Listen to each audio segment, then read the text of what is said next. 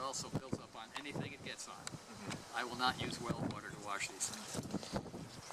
There has a study been done down near Buckeye or that area where, I mean, over the course of a year, on an average, just leaving things go, you do lose about 5%. But what's your time? What's 5% when you turn around? What's your time worth?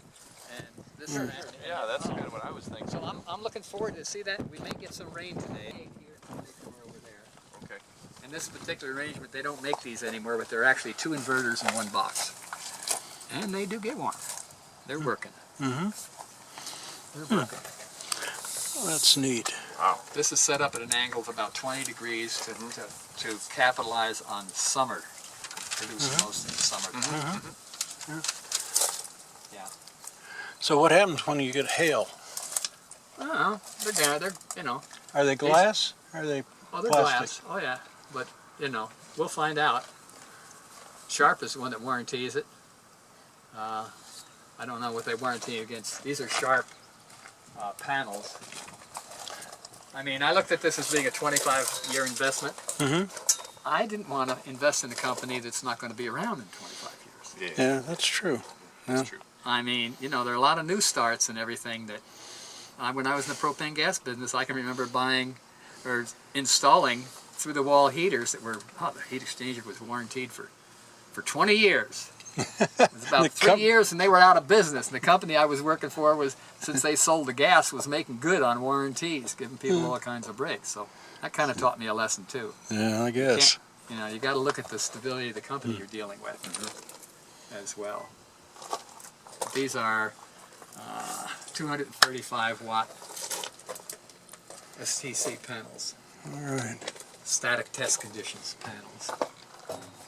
Yeah. The fellow that I contracted with to do this, well, to get the support from APS, I had to deal with one of their approved electrical contractors. Okay. Which happens to be one of our neighbors. He lives over here in Cloud and 15th Avenue. His name is John Black, and he calls his business Black Platinum Solar and Electric. And I can't recommend him any more highly than, I mean, he's been great. Since he put it in, he hasn't been back here either. He's called me a couple times when the monitoring system showed something was amiss, like, you know, maybe I had it disconnected from the internet or something of that nature. Wow. But, you know, he kind of keeps an eye on things too. But he did hold up. I mean, I think he did overkill on these. They Pretty deep. they go down like 28 inches. I mean, they could be sitting on top of the ground and this thing wouldn't go anyplace. They don't have to be in the ground. Yeah, it's pretty stable ground, I think. But I mean, the thing of it is, well, he did a little overkill, but everything comes back to this panel. And as you can see, just about all of this is our pre-made jumpers. But in the box here, it's cut up, it's sorted up into 6 separate circuits. 6 separate circuits. And like I say, it just sits there and works like a charm. He's got them shown here in the diagram as to where the circuits actually are on the panels. Oh, very neat. You do good work, Fred. Good work. Well, I made sure he did good work too. Yeah, no, One of that's... the guys working with him up there at the house, on the side of the house, I kind of offended him. I told him, I said, "You're really not much of a craftsman, are you?" He said, "What do you mean?" I said, "Let's stand back and take a look at that. You know, this is what people see when they come up to my house, the first thing." And I said, "The goddamn thing isn't straight."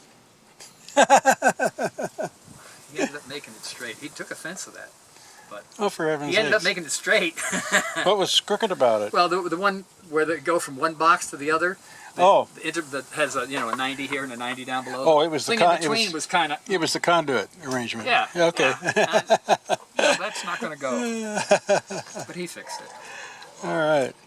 Yeah, that's it. In the morning when the sun comes up, this pole shades some of these panels this time of year.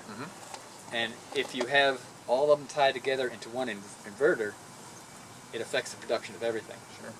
This way, with the microinverters, it only affects those panels That that shadows on it. the shade is on. Plus, there's another thing I'm realizing now is, you know, with some of these high voltage systems that have 480 to 600 volts on, Oh, I think the chance of leakage not only the danger involved, but the thing of leakage on the panels themselves is going to be that much greater as far as power loss. And you have arcing problems and things of that nature. You don't have it with the individual units because, you know, the panels put out about 40 volts and that's it. Yeah. Right. And it's converted to the 240. 240, right. And go from there. The electrician did say that if I bought the wire, he'd pull in the heavier wire if I wanted to. He did go higher than code. Code would have let him put in 6 gauge. He put in 4 gauge. But I probably would have put in 2 gauge for this. Then you'd When have I had turned around and figured it out over 25 years, it's about a wash as far as the difference in... the cost, the trade out between Yeah, the so- cost of the wire or the cost of the copper. Yeah. So, Yeah. Oh, good. I mean, as far as the electricity versus what, you know, not even taking the other thing into account, it just didn't seem that it would be worthwhile.